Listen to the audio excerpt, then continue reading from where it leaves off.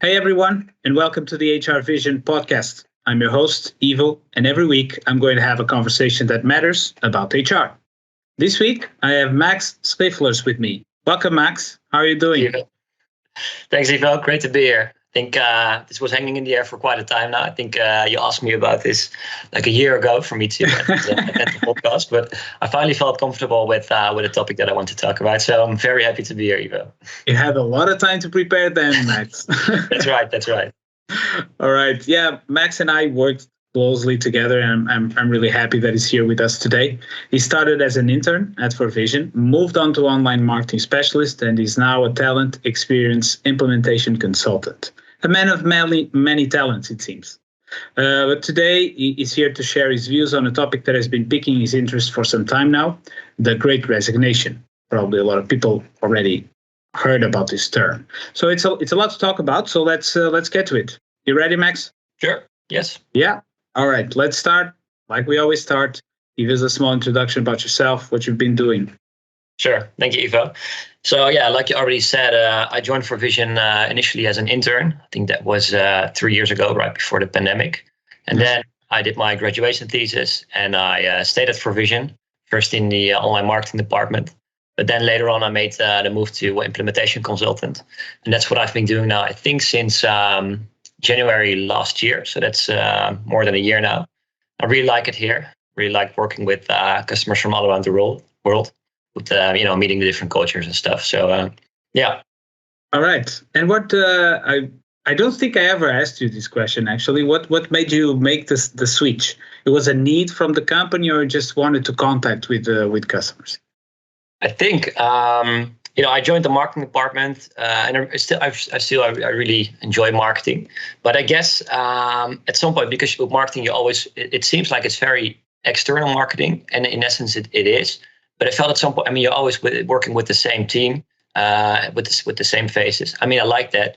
But I guess, with making the move to a consultant, you're meeting new people every day, which is something that I really enjoy. Meeting different people from different organizations, and then it's also a great way to look into their HR processes, because every organization is different. Of course, they all have their own business structures and the way they handle things internally with HR.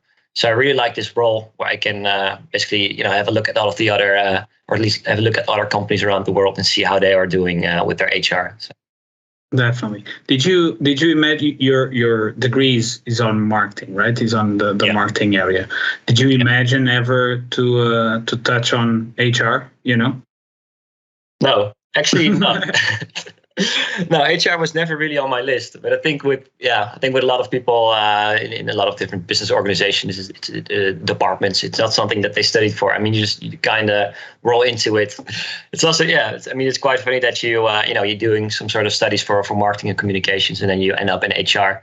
It's not something that I thought about beforehand, but I guess it's just something that you roll into. I think a lot of people with their current organization, with their current job, they didn't study for it.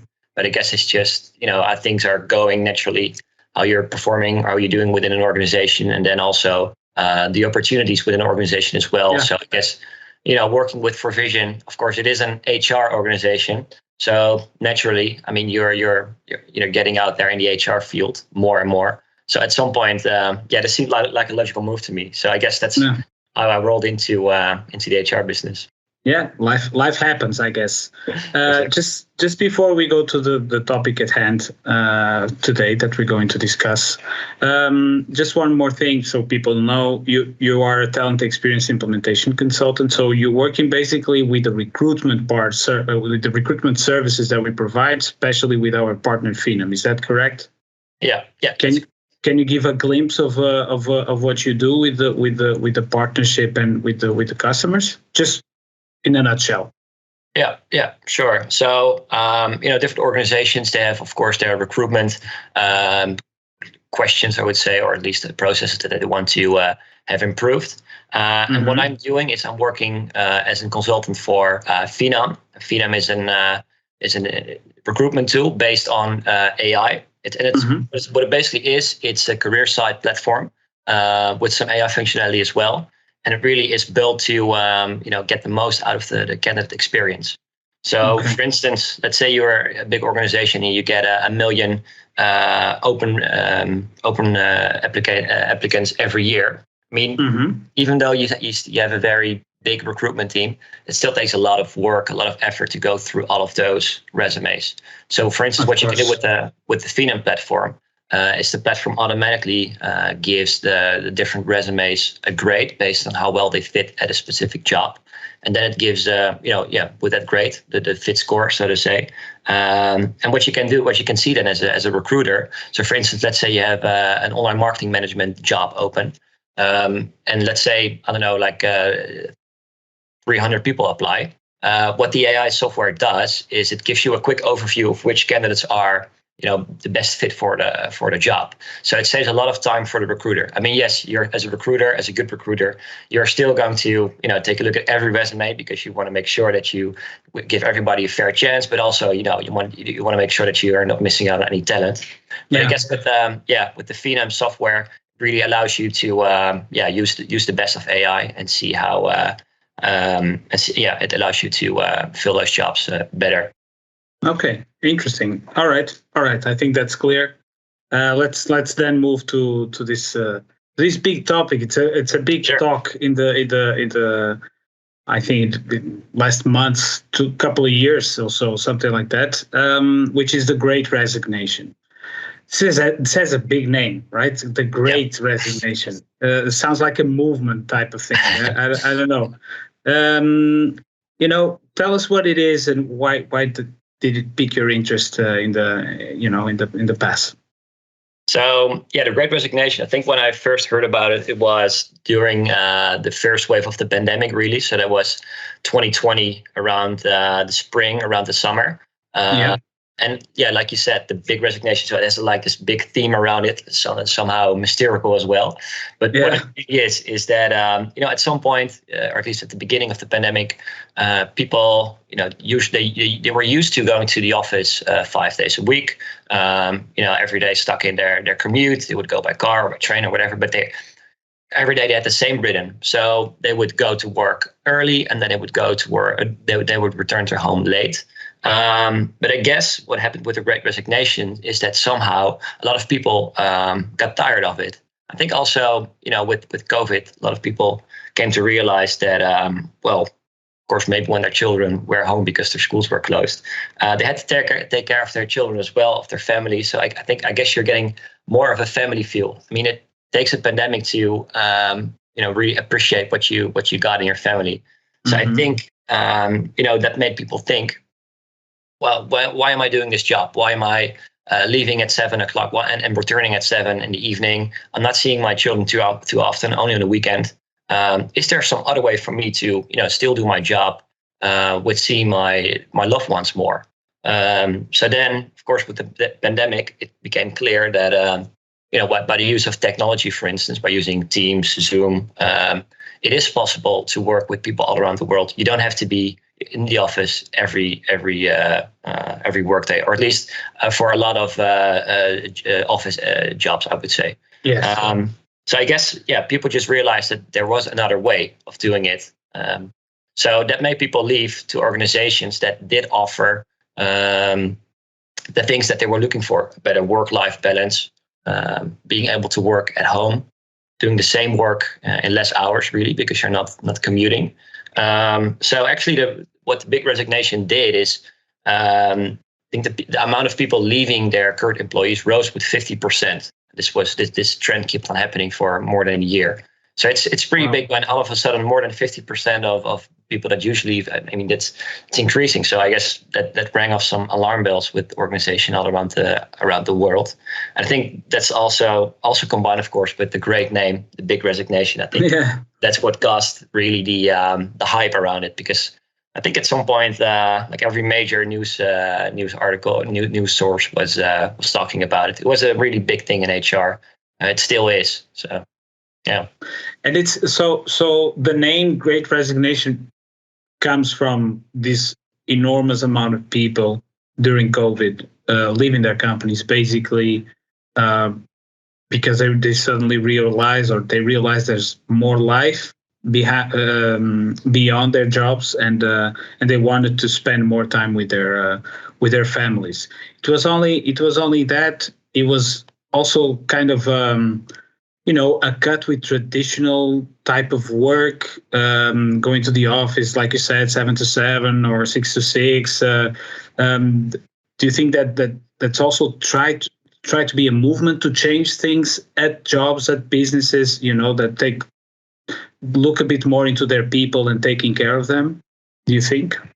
Yeah, I think a lot of people also said, well, instead of thinking about the Great Resignation, think about the Great Transition. So currently it is people switching to other jobs because they have more options there, better work-life balance.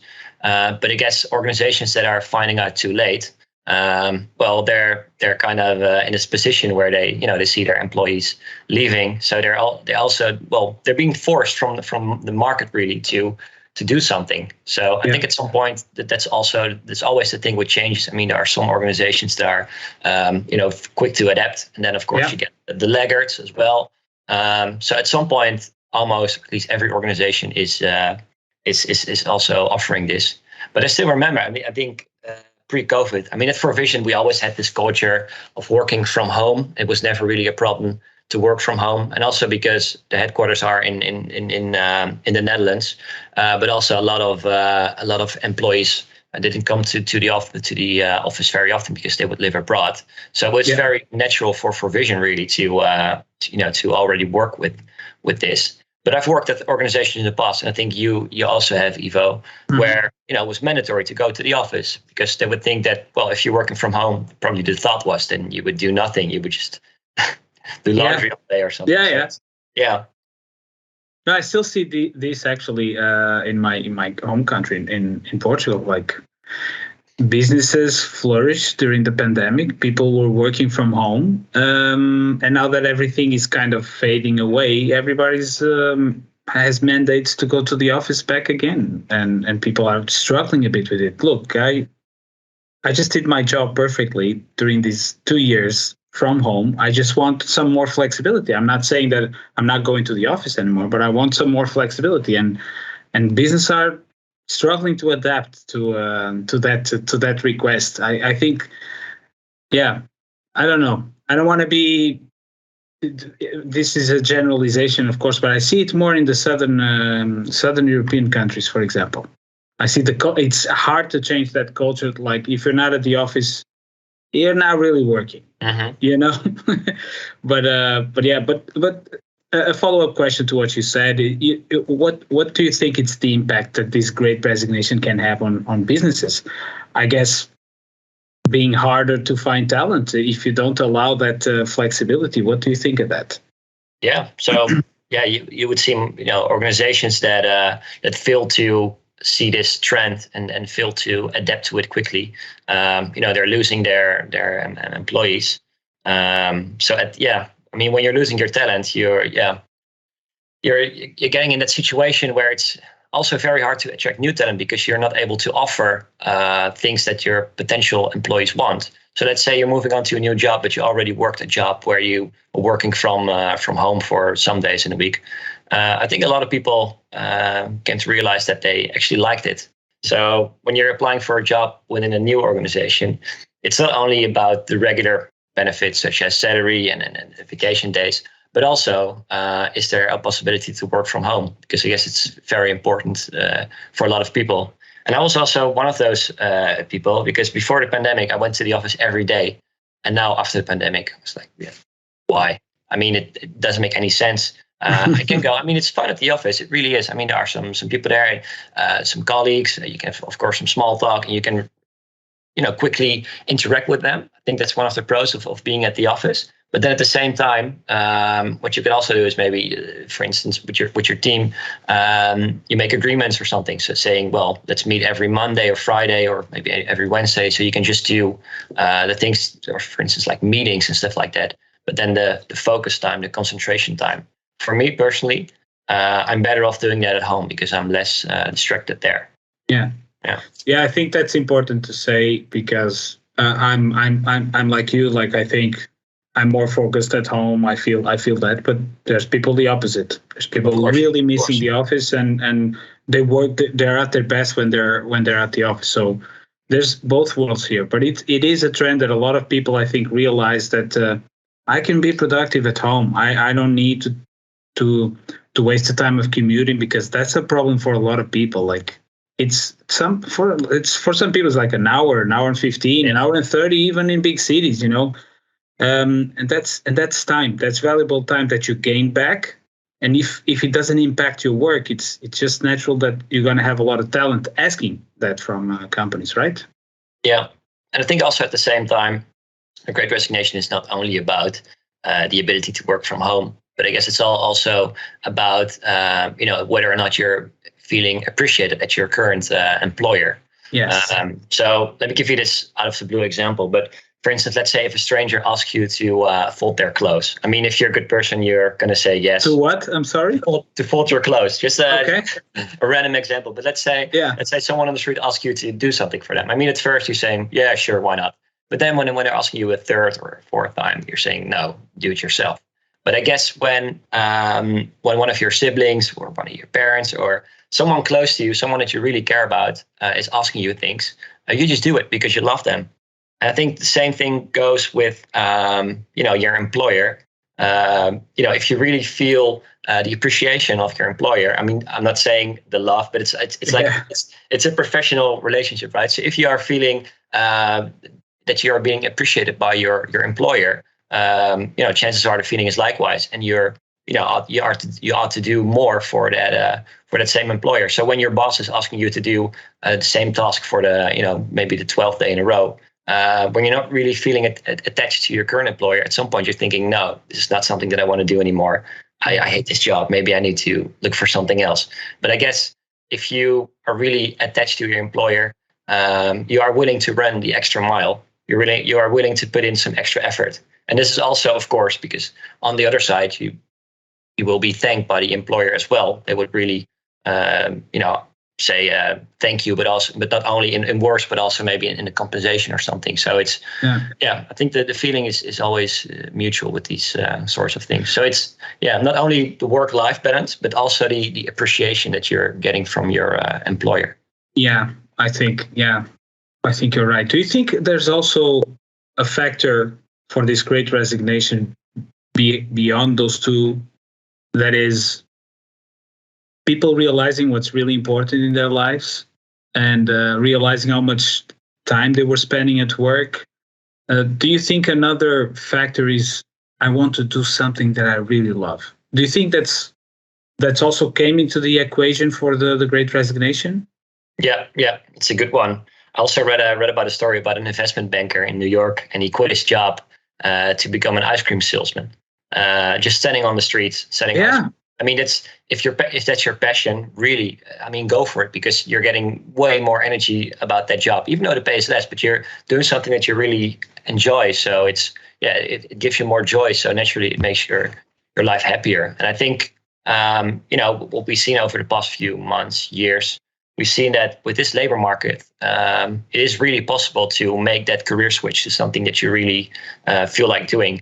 Because let's imagine this 10, 15 years ago during the financial recession. I mean, no way you would quit your job to do something that it was not really work in. I mean, it didn't make any sense to switch jobs if you were not able to find a new job. But I guess now with this tight labor market, it really is a buyer's market. So it really is the market now for the employee rather than the employer. So the employee can, set the boundaries, or at least they can ask for a good pay. They can ask for working from home. And I guess when things are going less well in the economy, I think at some point, of course, employers are, of course, then more demanding to their employees. So I guess that makes sense. That makes sense to me. Yeah, no, definitely. How do you think? This is a reality. Is not something that we're just talking about. This is happening. A lot of people are quitting their jobs, looking for more for themselves than for for the employer's needs or whatever. So how do you think? how can businesses navigate this trend? How can they face this trend? Is it enough to give flexibility to employees to work remotely, or have kind of a hybrid situation? What do you think are the main things that businesses can do to navigate this trend? Yeah, I think the benchmark really now for office jobs is remote working, or at least in the area where I live in, so in the Netherlands or in Western Europe. That's really the benchmark now. So as if an organization is not offering that, naturally a lot of potential candidates are going to turn you down, or at least they are not going to apply, because they're not interested in that job, because they want to have a better work-life balance, or spend some more time with their family. But I guess there are also some other trends that can, or at least some other ways for employers to get their name out there. So I think first, what you can do as an employer as well is, for instance, work on your career site. So for instance, the thing about the career site, see it as a marketing tool for your organization, or at least for the career department of your organization.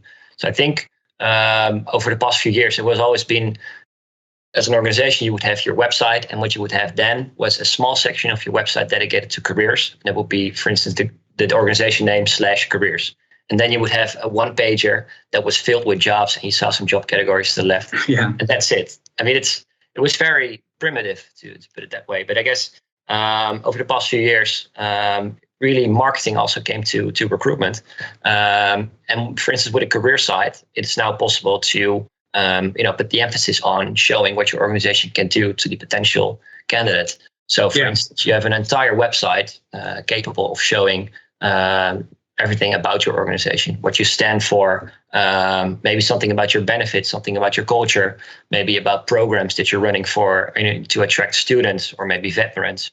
So it's career sites basically give organizations the chance to really put their name out there. It's like I wouldn't say a big advertisement, because it's way more complex than that. But it's a great way to show off what you stand for as an organization, or at least as an employer, and it really persuades the potential candidates to work for you.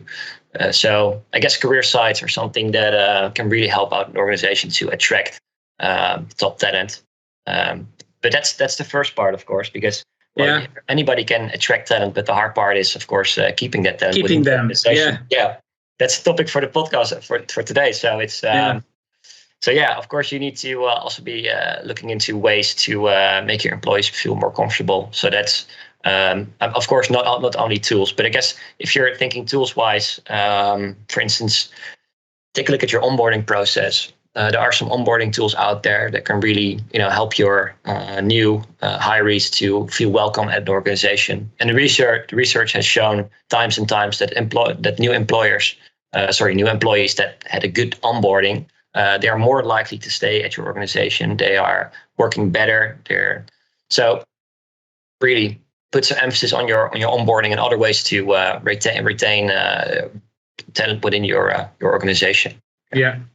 Well, by the way, we have a lot of articles on our website about it, and it's really fascinating when you look into the data. It sounded like a push to our website, but for people to understand, there are a lot of things that you can do, small things that you can do to get an onboarding process. Assigning bodies, having everything ready on the first day, having the couple first weeks already planned for the new employee, are all things that can help with people feeling welcome from the first day. And that feeling right at the beginning, it's so important, and data shows that all around. I don't know if you agree with me, but maybe also like internal communication tools like Teams, Slack, those types of tools that can keep people connected. Because even if you work more remotely, those are the things that keep you connected and know about the company and what is happening. Is it? Do you agree? Yeah, I mean, that's the thing, especially if now with the Great Resignation, people are demanding to work more remotely. And, if you're working remotely, something that ought to happen is that, communications are being distorted, or at least there'll be less communications, because, you don't really have that coffee corner anymore.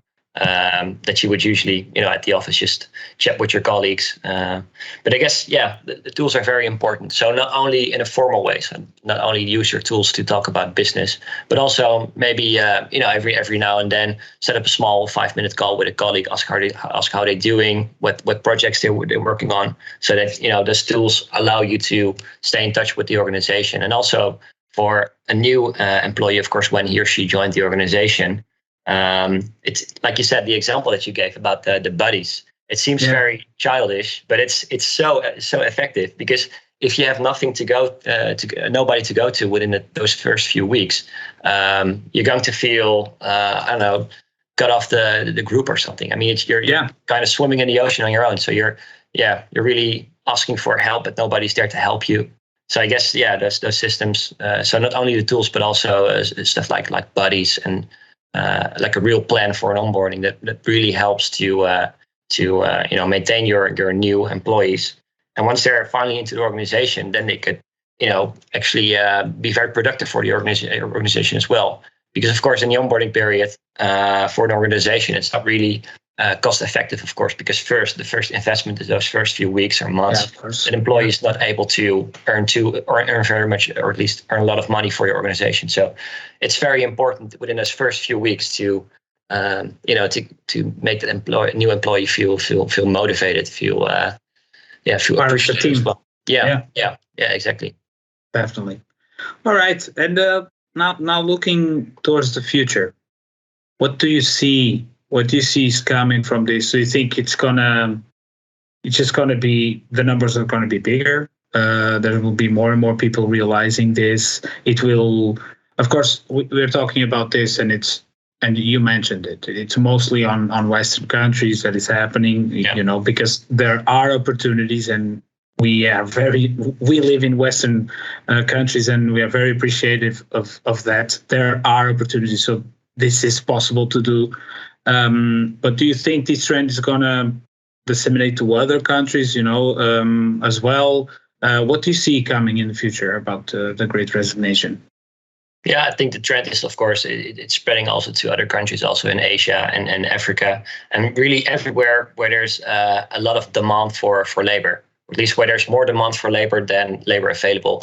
So, in that buyer's market, if you're an employee there, you're lucky because you're able to ask more out of your workplace.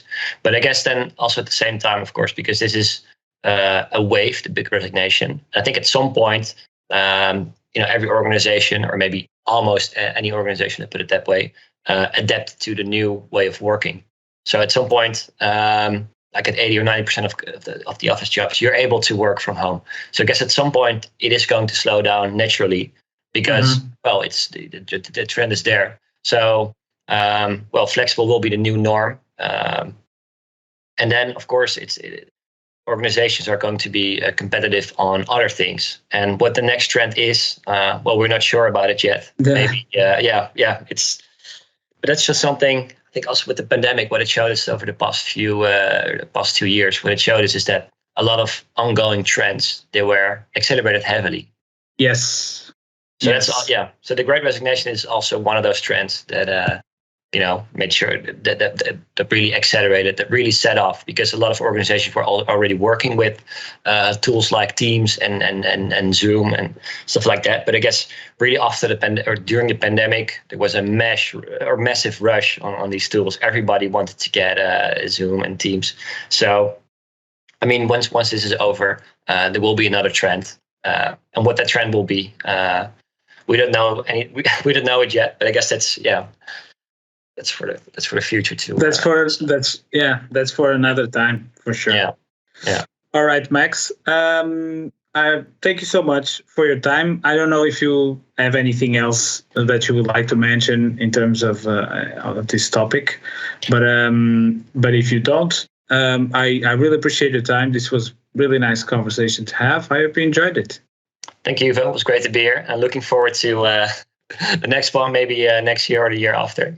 Let's see. Come on, you cannot leave me hanging for a couple of years. No, years. So you want me to be on the show within a few weeks? I don't know if I have the topics to talk about, Ivo, but Okay. Well, keep reading your books and keep paying attention to the trends, and maybe we'll book another one in a year from now. Who knows? Sure. Maybe in a few months. Yes. Keep the audience awake. Keep the audience engaged and looking for more. Definitely. All right, Max. Thank you so much. Have a great day. For people listening out there, we'll see you next time.